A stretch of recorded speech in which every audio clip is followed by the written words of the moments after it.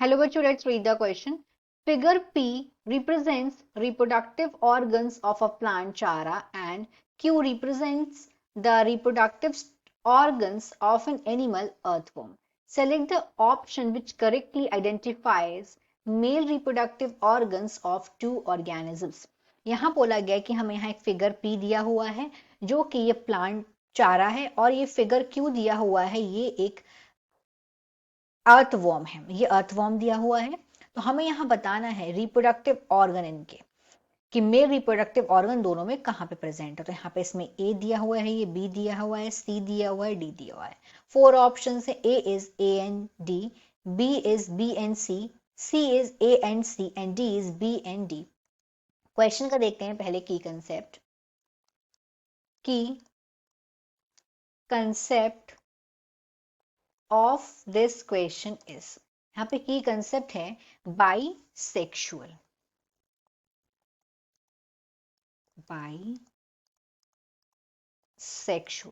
Bisexual ये ऐसे plants या ऑर्गेनिजम्स हैं जहां पे मेल और फीमेल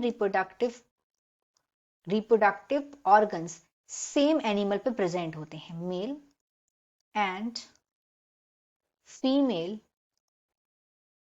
बाइसेक्सुअल का मतलब है ये जब मेल और female reproductive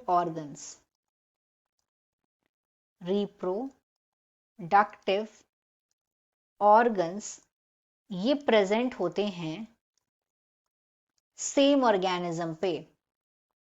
they are present on same organism. तो जो ऑर्गेनिज्म है उस ऑर्गेनिज्म को बोलेंगे कि वो बाइसेक्सुअल हो गया क्योंकि वहां पे male as well as female reproductive organ दोनों प्रेजेंट हैं। तो यहाँ पे जो पी दिया हुआ है, पी फिगर है, ये पी फिगर चारा का है। और जो यहाँ पे क्यू फिगर है, ये क्यू फिगर में यहाँ पे अर्थवॉर्म दिया हुआ है। अर्थवॉर्म। अब यहाँ पे मेल और फीमेल दोनों रिप्रोडक्टिव स्ट्रक्चर इनमें प्रेजेंट होते हैं, मतलब ये दोनों के दोनों बाइसेक्सुअल हैं। अर्थवॉर्म एक बाइसेक्सुअल एनिमल हो गया। और अगर हम चारा की बात करें तो चारा ये एक मोनोशियस प्लांट हो गया। मतलब बाइसेक्सुअल का मतलब मोनेशियस प्लांट भी होता है। मोनेशियस भी हम बाइसेक्सुअल के लिए यूज टर्म करते हैं।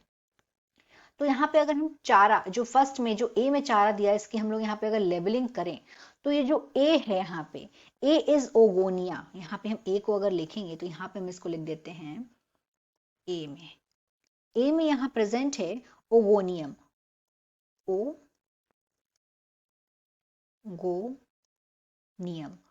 ओगोनियम ये होता है female sex organ. This is female sex organ. और यहां पे अगर हम बी देखें तो यहां पे बी में प्रेजेंट है एंथीरिडियम। This is antheridium. और जो एंथीरिडियम है, एंथीरिडियम होता है male sex organ. This is male sex organ. ये हो गई चारा की बात। अब नेक्स्ट पे आते हैं। नेक्स्ट पे यहां पे सी में दिया है जो कि अर्थवॉर्म है।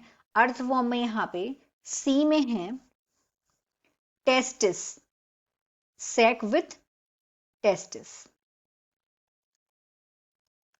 सी में दिया हुआ है टेस्टिस सैक प्रेजेंट है टेस्टिस के साथ में।